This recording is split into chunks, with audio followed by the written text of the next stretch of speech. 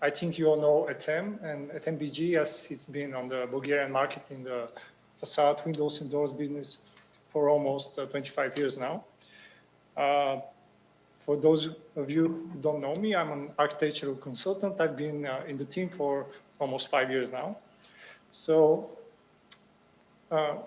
you know us with our presentations that they are never only and strictly product-based. Every time we try to make some effort to share with you our view and our position in the meaning of the recent events. So I'm going to begin with this kind of blurry image. Okay, so this is the Messier galaxy. This is one of the biggest observable galaxies known to human in these days. Actually, if we zoom in the brightest part here, we can observe the first ever man-made photograph of a black hole, and this was quite a discovery. It took around I think 6 years of development, and it took 1 year in the whole production of this single photo. What is very important here is that this photo single-handedly proved Einstein's general relativity thesis on huge space objects.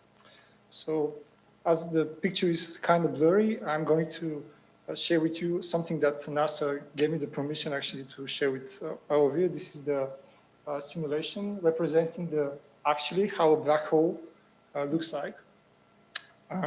As you can see, this is this three-dimensional, if it could be said like this, three-dimensional object, and the inner circle, the thin one, this is the photon ring. The photon ring is the last barrier, and after which comes the event horizon. The event horizon is something very specific for black holes, as it distinguishes the part where any object that comes beyond the event horizon region can never go back. So it moves towards the center of the black hole, and it never goes back. If I may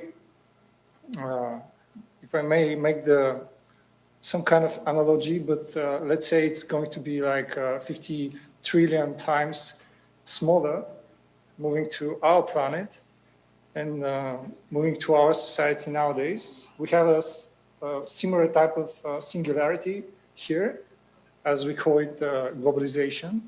This is a kind of socio-economic singularity that we're facing right now.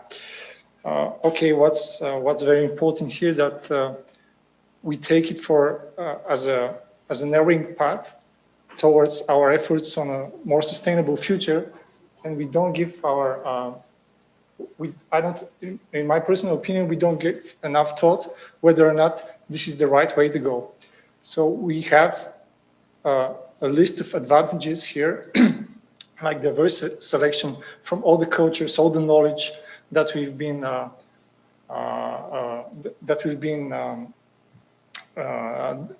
doing in our human history. We have the greatest competition of the whole globe that is pushing our limits and our achievements every single day. And we have this shared knowledge that we can pass on and we can use. As we have a saying in Bulgarian, we don't have to discover the warm water for a second time.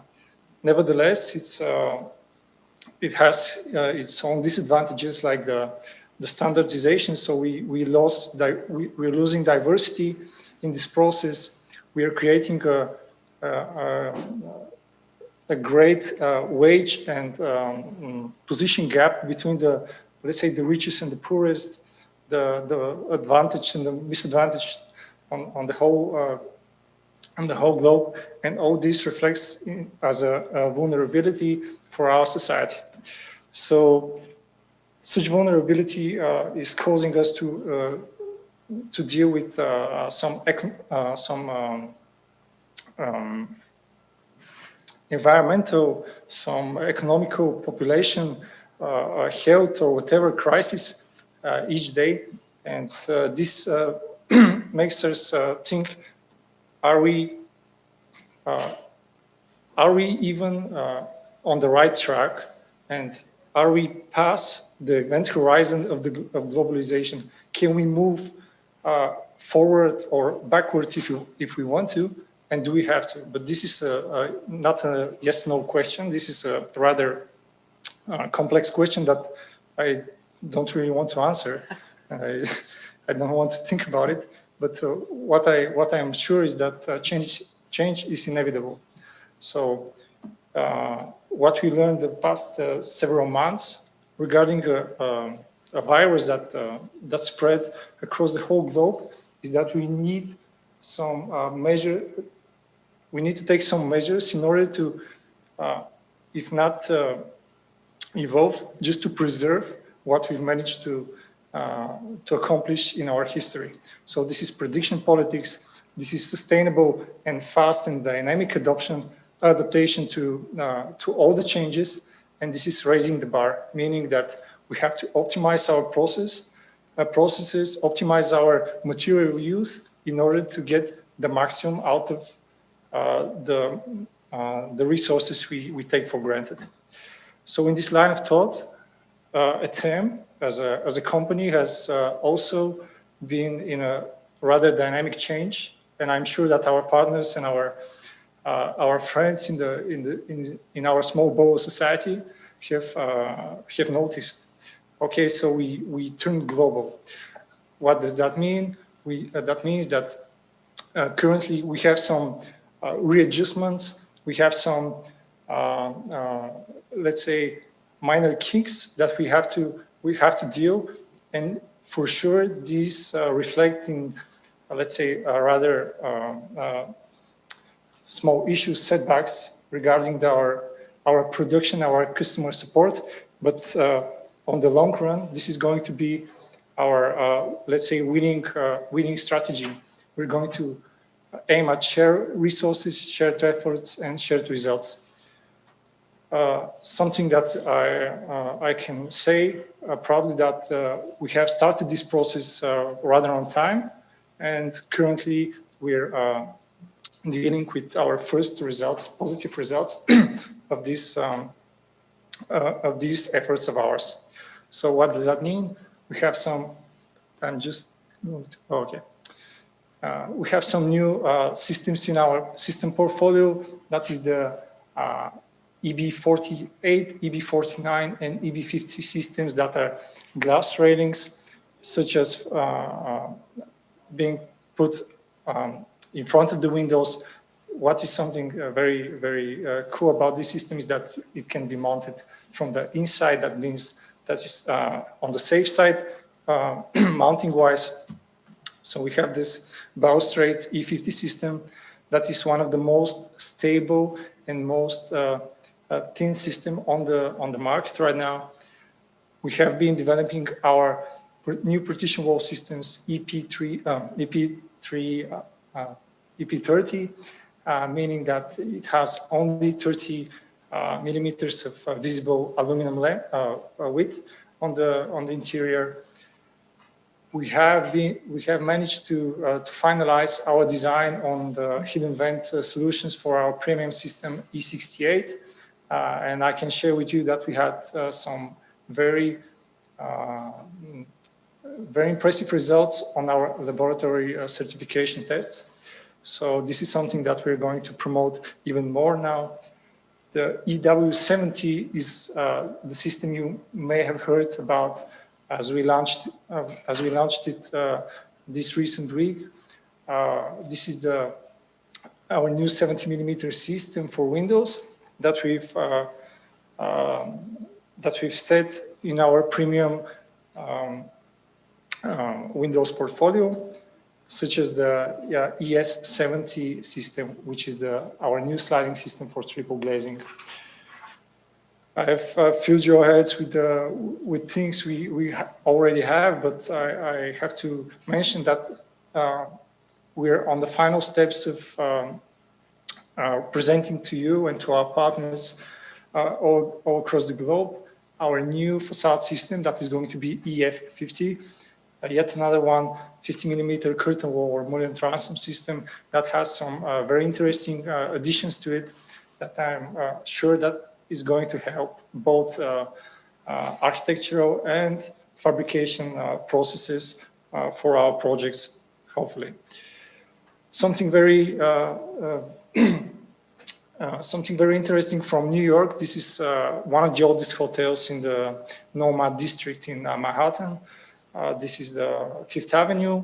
And actually what happened here is that the hotel needed a refurbishment, but as you know, such places on one of the most intensively crowded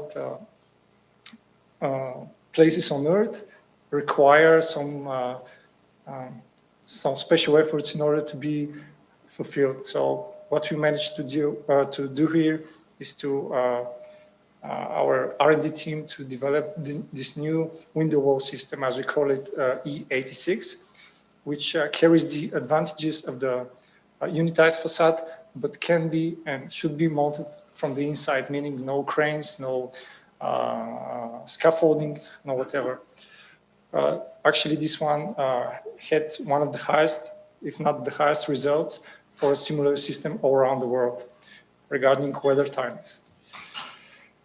We are proud with our whole team. The R&D team never stops. We try and we succeed to answer to all our partners' requests regarding new systems, from the smaller bits to the whole systems, solutions, ideas, whatever. We are always trying to get involved as much as possible in our partners' project in order to give them the right thing for them and in order to fulfill the original architectural idea from the beginning to the end. So this is very important for us. And this is actually the